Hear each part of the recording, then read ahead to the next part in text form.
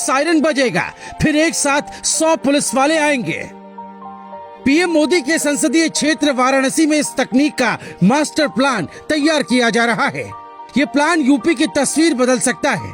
न शोर होगा, न हंगामा होगा। अपराधी जैसे ही घर से बाहर आएगा वो पकड़ा जाएगा।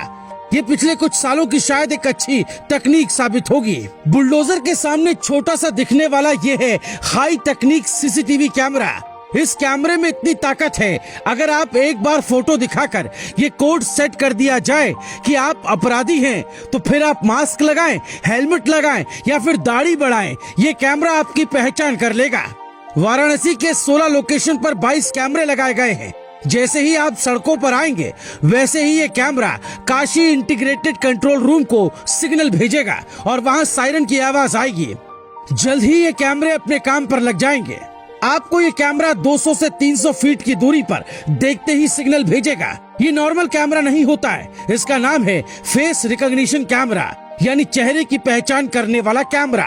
ये कैमरे अपराधियों की सालों पुरानी फोटो, मास्क, हेलमेट या किसी भी प्रकार से ढके हुए चेहरों की भी पहचान कर लेते हैं। अपराधी अपना हुलिया बदलेंगे तो भी कैमरे की नजर से नहीं बच पाएंगे। इस तरह का प्रयोग योगी अकेले नहीं कर रहे हैं। अमित शाह ने संसद में 4 अप्रैल 2022 को एक बिल पेश किया जिसका नाम था आपराधिक पहचान प्रक्रिया संशोधन बिल। आने वाले वक्त में किसी भी प्रकार का अपराध होते ही पुलिस को खोजने के लिए 5 टीम नहीं बनानी होगी। कंप्यूटर और तकनीक की मदद से अपराधी पकड़ा जाएगा। हम आपको समझाते हैं अमित शाह ने बिल में क्या प्रावधान किया है। जैसे मान लेते कोई अपराधी जेल में सजा काट रहा है, सरकार उसके शरीर का नाप लेगी।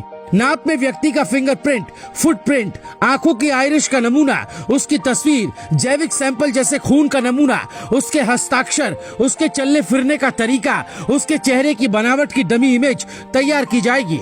किस हाथ से लिखता है, कितना तेज चलता है, कैसे बात करता है, आवाज का सैंपल, सब कुछ सरकार रिकॉर्ड करेगी। ऐसा इसलिए क्योंकि जैसे ही कोई अपराध होता है, फॉरेंसिक रिपोर्ट में ये पता चल जाता है कि अपराध कैसे किया गया होगा और पुलिस उसी रिपोर्ट के आधार पर मिलान कर सकती है। अगर कहीं किसी क्षेत्र में कुछ बड़ी घटनाएं होती हैं, तो उसे रोका जा सकता है। किसी देश या राज्य का विकास उसकी कानून व्यवस्था पर निर्भर करता है। यूपी में रोजगार या इसकी संभावनाएं तभी बढ़ेंगी जब कानून व्यवस्था ठीक होगी।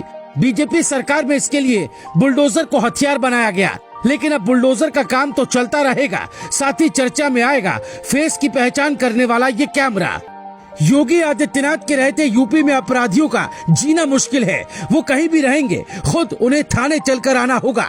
अपराध करने के बाद नेपाल और बांग्लादेश भागने की कहानी अब ज्यादा नहीं सुनी जाएगी। अमित शाह का सवाल था, जब केरल में 100 बीजेपी नेताओं की हत्या की गई थी, जब मानवाधिकार वाले कहां चले गए थे? और जब मोदी सरकार ये कानून ला रही है, तब क्यों शोर हो रहा है?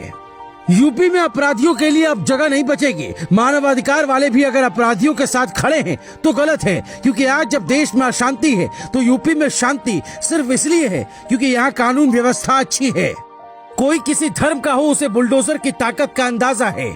और सबसे बड़ी बात ये पता है कि योगी क्या करते हैं। Bureau report, global Bharat TV.